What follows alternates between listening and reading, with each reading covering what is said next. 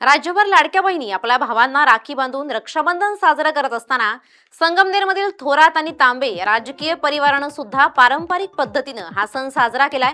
काँग्रेसचे ज्येष्ठ नेते बाळासाहेब थोरात यांनी संगमनेरमध्ये त्यांची बहीण दुर्गा तांबे यांच्या निवासस्थानी रक्षाबंधन सण साजरा केलाय। दुर्गा तांबे यांनी बाळासाहेब थोरात यांना औक्षण करून राखी बांधली आहे। रक्षाबंधनाचा सण आपल्या भारतीय संस्कृतीतला अत्यंत महत्वाचा सण आहे।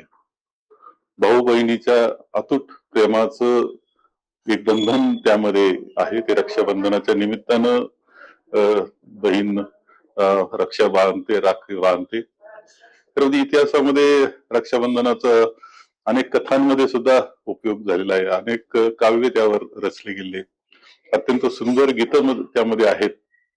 आणि माझ्या मते भारतीय संस्कृतीनं जगाला दिलेली रक्षाबंधनाची एक देणगी आहे मानवतेला, असं म्हणलं तरी वावगं ठरणार नाही। यामध्ये सख्खी बहीण भाऊ असतात असं काही नाहीये।